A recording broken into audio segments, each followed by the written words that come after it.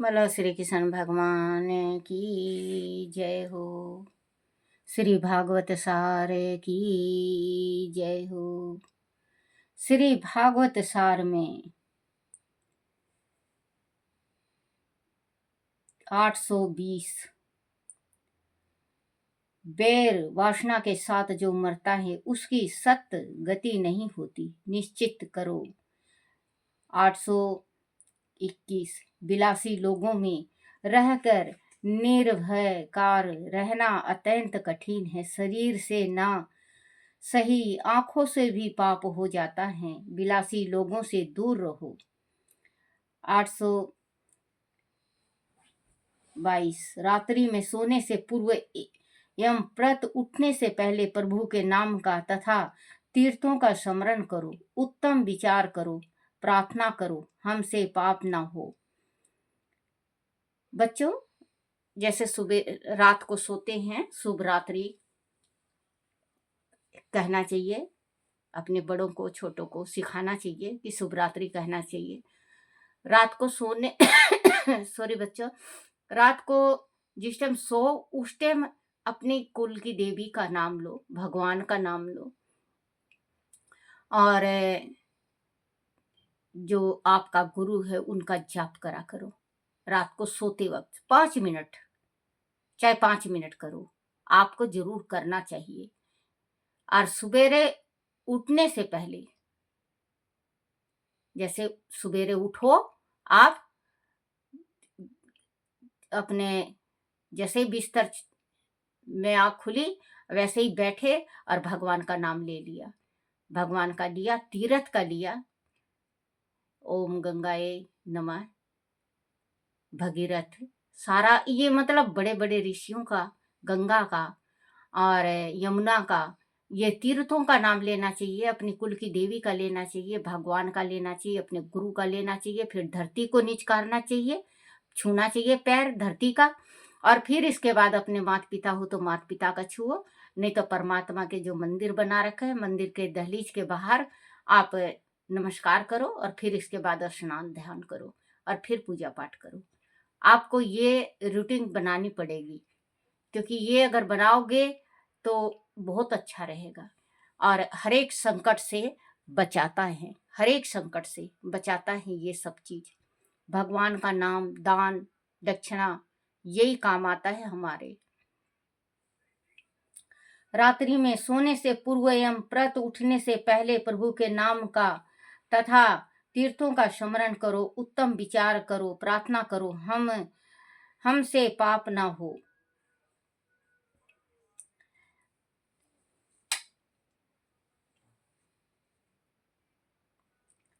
823 अन्न की निंदा करना पाप है, अन्न भगवान का रूप है।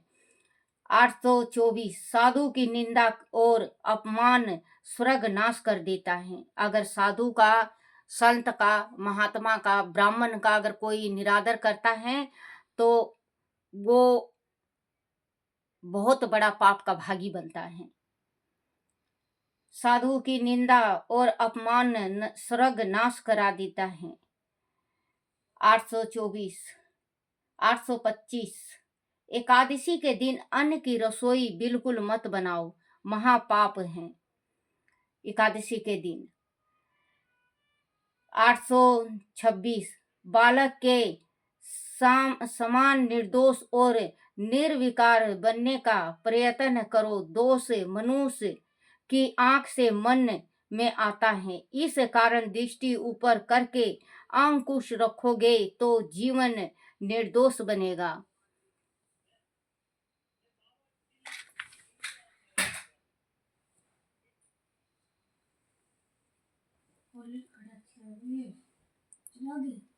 खड़ा 827 प्रत्येक सत्य ग्रस्तल को श्री रामस्य चरित्र मानस के अयोध्या कांड का पाठ अवश्य करना चाहिए। इसे इससे घर में झगड़ा नहीं होता। बच्चों, जैसे कि किसी के गृहस्थी में बहुत ज्यादा लड़ाई चलती हो, बहुत ज्यादा लड़ाई हो रहा है, तो उसको इसमें लिखा हुआ है प्रत्येक गृहस्थल सदा गृहस्थल आश्रम वाले के वास्ते, जो गृहस्थी में जैसे हम लोग का गृहस्थी है, श्री सॉरी बच्चों माफ करना, जैसे श्री रामचरितमानस पाठ करवाना चाहिए या घर ही में करना चाहिए। अगर रोज आप कर सको तो रोज करो। इससे आपकी घर में जो सुख शांति हटा हुआ है वो सुख शांति आ जाएगा और आपके घर में एका हो जाएगा, एक मत। कहते हैं ना कि कोई पूरब के तरफ चल रहा है, कोई पश्चिम के तरफ और कोई दक्षिण के तरफ, तो आपका एक मता हो जाएगा। आप श्री रामा रामचरितमानस पाठ को जरूर रोज की रोज पढ़ा करो और सुना करो। प्रत्येक सत्य गृहस्थल को श्री रामचरितमानस के अयोध्या कांड का पाठ अवश्य करना चाहिए। इससे घर में झगड़ा नहीं होता। 828 वनवास बिना जीवन में सुवास नहीं आता। साल में 1 मास नदी किनारे वन में रहना, जितना समय भी निकाल सको निकालो।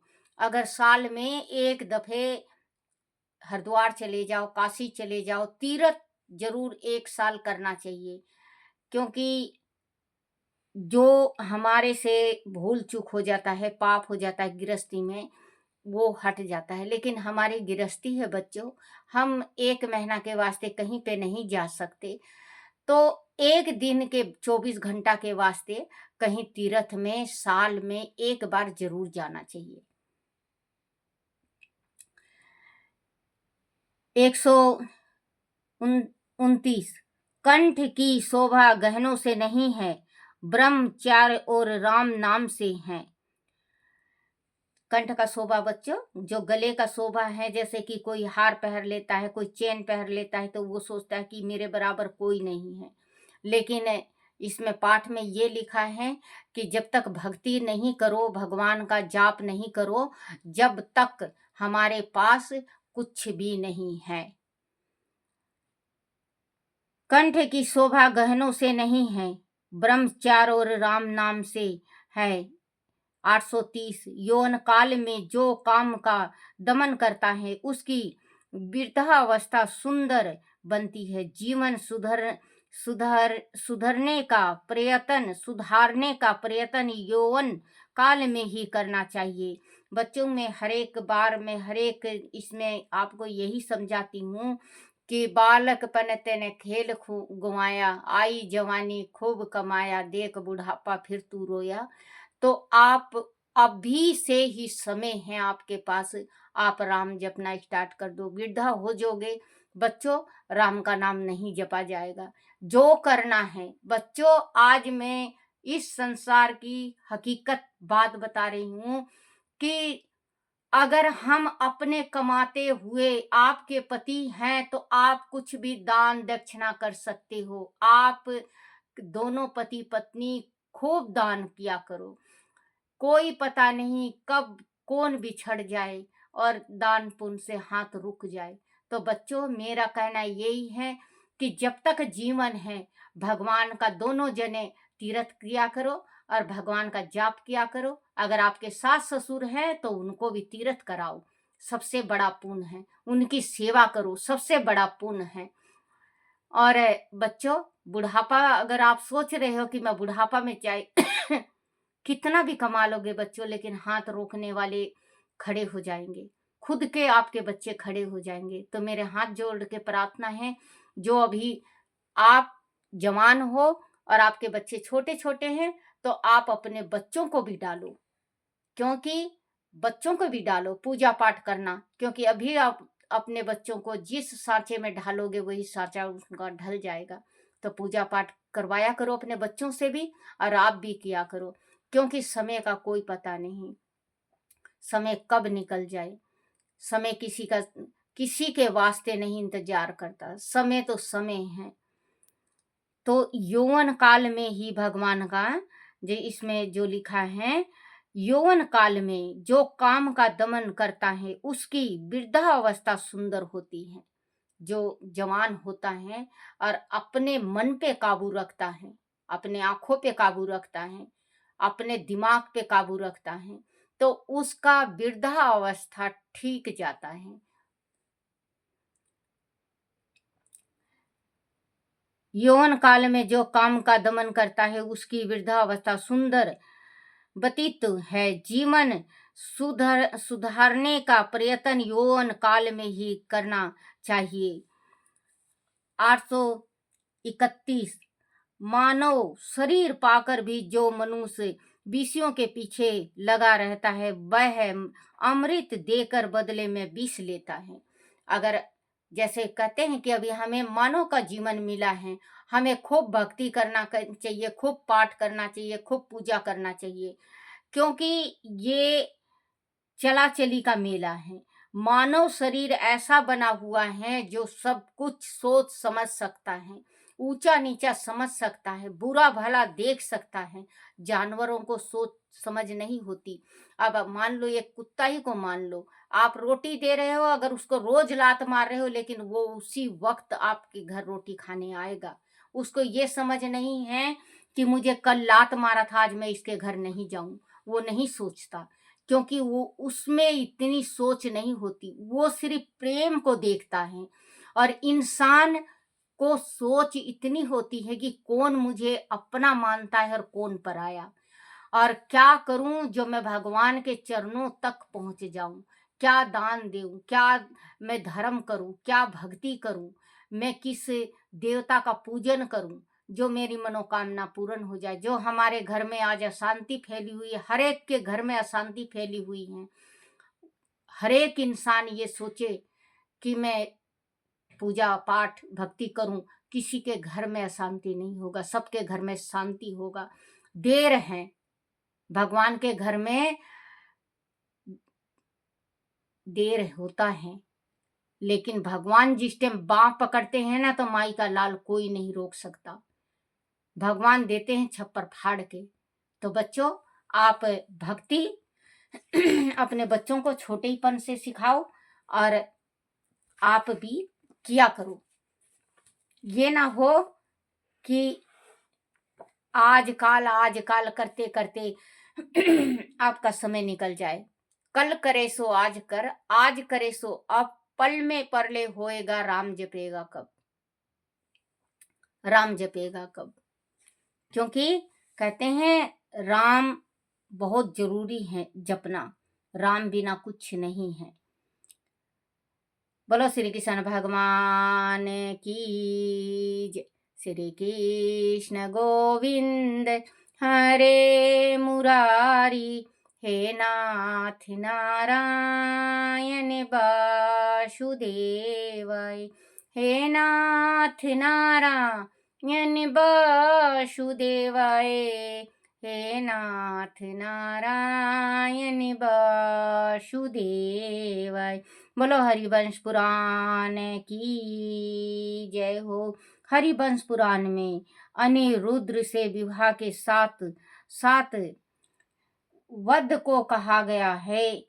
उग्रसेन का राज अभिषेक, राम के बलराम का गुरुकुल जाना तथा राम बलराम का गुरुकुल जाना तथा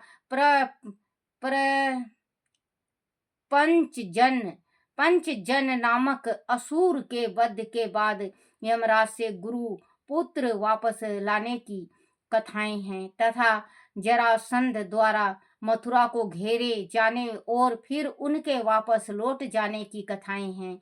परशुराम दर्शन, विकदु से वर्ता, गोमत पर्वत पर चढ़ना तथा जरासंध की अन्य कार्यवाहियों का वर्णन है। गोमत पर्वत दाह, करवीरपुर में सिंगला का वध, बलराम द्वारा यमुना का आकर्षण, मथुरा को त्याग कर द्वारका जाना और काल यवन के वध का वर्णन। इसके बाद किया गया है। फिर द्वारकापुरी के निर्माण तथा रुक्मणी हरण वह रुक्मणी को पराजित करने की कथाएं हैं। इसके बाद महापराक्रमी बलराम जी के चरित्र का वर्णन है। फिर नरकासुर वध और परिजात हरण और इंद्र से कृष्ण के युद्ध की कथा है। कृष्ण द्वारा शिव की स्तुति तथा विष्णु वंश का वर्णन उनके बाद किया गया है। सटपुर का वर्णन, निकुंभ वध आदि का वर्णन होने के बाद भानु की पुत्री भानुमति का अपहरण तथा संबरासुर के वध के साथ वासुदेव महात्म का वर्णन है। इसमें प्रमुख तथा मायावती का विवाह और रुक्मणी के वध रुक्मी के वध के वर्णन के साथ वर्णासुर की पुत्री उषा और अनिरुद्ध से विवाह के साथ साथ वानासुर के वध का भी वर्णन है। फिर जन्म जय तुम्हारी संतति और कलयुग का वर्णन करके भविष्य वर्णन करना कहा गया है। तब भगवान विष्णु के प्रमुख अवतार का वर्णन करते हुए कृष्ण की कैलाश यात्रा तथा पुत्र प्राप्ति के लिए शिव के प्रति तप करने का वर्णन भी है। हे राजन, कृष्ण का कैलाश जाकर शिव के प्रति तप करने का यह जो प्रसंग है वह आस्था रहित श्रद्धालुओं तथा अधार्मिक प्रवृत्तियों के लोगों को नहीं सुनाना चाहिए। हे राजन, फिर पंडरुक के वध का तथा हंस और डिंबक के वध का वर्णन हुआ है। इसके बाद तुम्हारे कहने पर त्रिपुर दहन की कथा को कहा गया है। हे राजन, इस प्रमुख आख्यानों के साथ लिपट कर चलने वाले अन्य प्रसंग तथा उपकथाएं भी बीच बीच में कही गई हैं। इस प्रकार वह संपूर्ण पुराण कामनाओं को पूर्ण करने वाला तथा विष्णु लोक की प्राप्ति करने वाला कहा गया है। अंत में तुमसे विष्णु के नाभि कमल के वृत्तांत को तनिक विस्तार से कहता हूँ, जिससे तुम सृष्टि के उद्गम के विषय में किसी प्रकार की उलझन में न रहो। सुनो। श्री कृष्ण गोविंद हरे मुरारी, हे नाथ नारायण वासुदेवाय, हे नाथ नारायण वासुदेवाय, हे नाथ नारायण वासुदेवाय।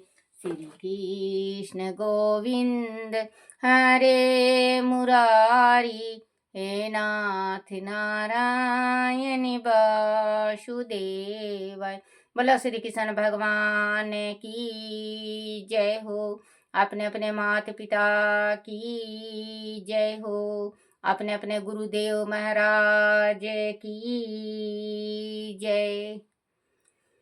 श्री हरिवंश पुराण की जय।